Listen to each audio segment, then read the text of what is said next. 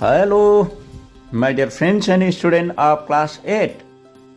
Welcome to my YouTube channel Aser Tutorial. Congratulations to you. You got this video channel. If you are for the first time, please don't forget to subscribe this channel. Today's lesson is how to construct a quadrilateral true. Quadrilateral true. Quadrilateral true TRUE. TR equals to 3.5 centimeter, RU equal to 3 centimeter, UE equal to 4 centimeter, angle R 75, angle U 120. This is from Exercise 4.4 of class 8 math textbook, Chapter 4, the under practical geometry. This is the last from exercise, that is question number 1 and question number 2. र तपाईहरुलाई अगाडि म यो राम्रोसँग solve गरेर म देखाउँदैछु र यो भन्दा अगाडिको भिडियोहरु धेरैवटा भिडियो बनिएको छ जसबाट तपाईले धेरै सिकिसक्नु भयो होला भनेर म आशा गर्छु। हाम्रो यो भिडियो च्यानल कस्तो खालको भन्दाखेरि चाहिँ तपाईले डिस्क्रिप्सन बक्स दिएको हुन्छ, डिस्क्रिप्सन बक्समा गएर तपाईले त्यहाँ लिंकहरु तपाईले लिंक 1 2 3 4 तपाईले चेक गर्न सक्नुहुनेछ। हुन्छ, सुरु गरौं। सबभन्दा पहिलो हाम्रो स्टेप हुन्छ स्टेप बाइ स्टेप। पहिलो स्टेप हुन्छ रफ स्केच हामीले बनाउने।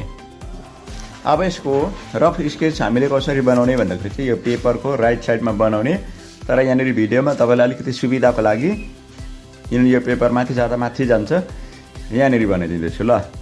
क्वाड्रिलेटरल दामी हुनु पर्यो है। ल बनियो हैन। अब नाम पनि राख्दिउँ TRUE। जहाँबाट राख्यो भने चाहिँ यहाँ राख्यो भने यसरी घुम्छ, यहाँबाट स्टार्ट गरे पनि यसरी घुम्ने हो, यहाँ राख्यो भने पनि यसरी घुम्ने हो। म राख्दैछु यहाँदेखि नै ल TRUE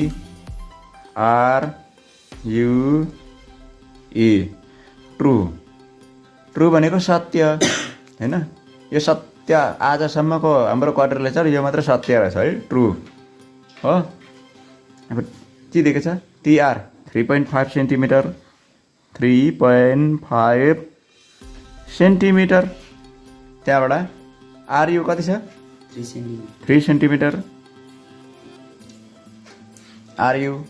अर्को रहेछ UE कति 4 centimetre, UE 4 centimetre, UE 4 centimetre.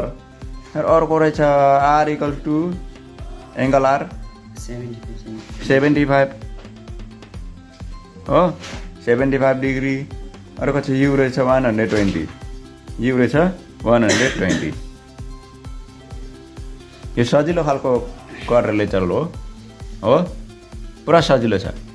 अब हामी स्टार्ट गरौँ है। अब तपाईलाई त सजिलो लाग्छ, हामीलाई लाग्छ नि साह्रो भन्नुहुन्छ होला। तपाई नसुर्ताउनु, तपाईको काम हो। यहाँनेर जसरी सिकाउँछ त्यसरी तपाई फलो गर्दै जानुहोस् हो। एक्ज्याक्टली तपाईको पनि त्यस्तै भइहाल्ने छ। तर यति हो, तपाईलाई अल्छी लाग्दैन भने घरि तपाईले प्र्याक्टिस गर्नुहोस्। अन्तिम उपाय यति मात्रै हो, तपाईले जे गर्नुहोस् जहाँ जानुहोस् सिक्ने त हैन, सिकिन्छ साथै आफू लागेर।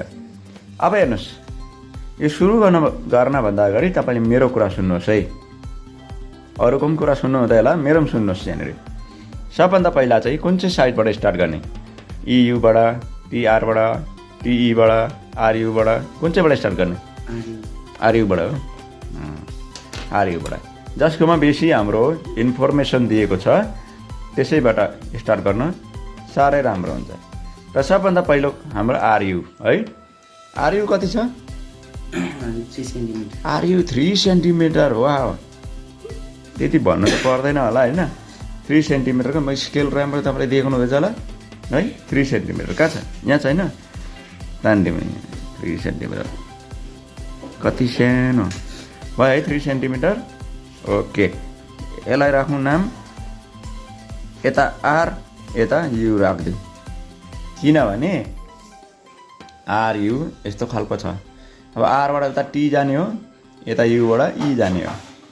अब यो 3 सेन्टिमिटर त भयो, लेख्नु नबिर्सिने 3 सेन्टिमिटर लेखिदिए। हो। अब युमा कति छ 120 छ। सजिलो है 120 धेरै सजिलो हुन्छ भने सुनेको थिएँ। युमा है 120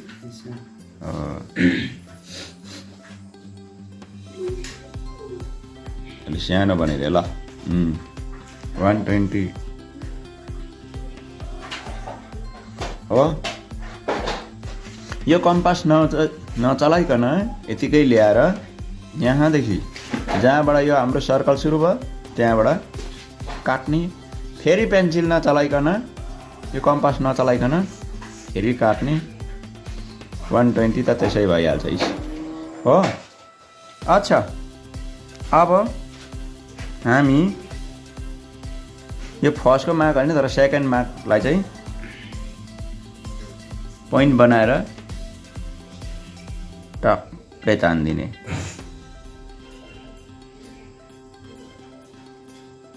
यो चाहिँ 120 भयो होइन, 120 डिग्री हो।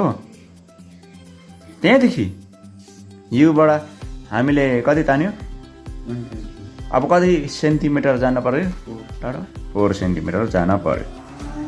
4 सेन्टिमिटर कस्तो हुन्छ,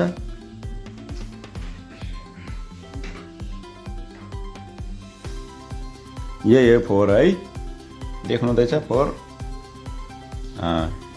0 देखि 4, यो 4 सेन्टिमिटर 4 सेन्टिमिटर। अल्छी नमानिकन हो, म त अल्छी मानेको छुइनँ होइन। अब आरमा चाहिँ कति डिग्रीको छ 75 चाहिँ अलिक साह्रो हुन्छ भने सुनेको थिएँ हो।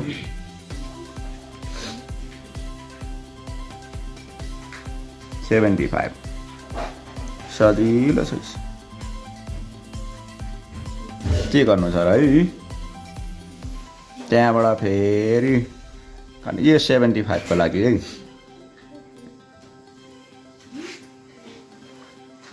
पहिला त 90 हुनु पर्यो होला होइन। यहाँबाट बाइसेक गरिदिउँ, सजिलो छ हिसाब चाहिँ हो। कसरी भन्नुहोस् त, डबल लाइन ताने भन्नुहुँदैछ ल, यो त मार्क मात्रै हो, स्टेप मात्रै हो यो होइन। यसलाई बाइसेक गर्दाखेरि चाहिँ जहिले पनि यो लाइनबाट यहाँसम्म आउँदा 60 डिग्री हुन्छ। अब यो 30 डिग्री भयो, तर 60 मा 15 जोड्दाखेरि चाहिँ 75 हुन्छ। त्यसले गर्दा यो 30 लाई फेरि बाइसेक हुँदैछ यहाँबाट पनि बाइसेक भयो हो। यही होइन हाम्रो पोइन्ट,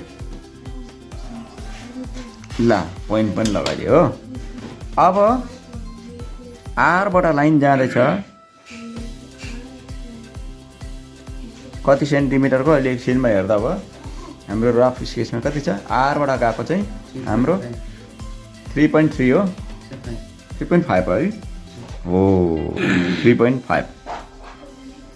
अब यहाँबाट हामीले 3.5 भगाएर चाहिँ लाइन तान्नु पर्यो, देख्नुहुँदैछ है। 1 2 3 and 5 देख्यो।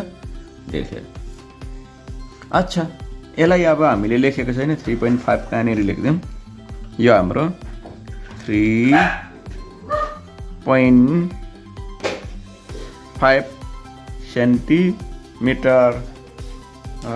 अब अर्को काम, लास्ट काम हाम्रो योगी हामीले 120 गऱ्यो नि होइन। 120 को 4 सेन्टिमिटर भगाएको बादमा युबाट गएको चाहिँ हाम्रो ई हुनेछ यहाँनिर। ई आरबाट गएको चाहिँ हाम्रो टी हो, आरबाट गएको चाहिँ टी, TRUE टी। अब हाम्रो जोइन गर्नु पर्यो ई र टी, ENT।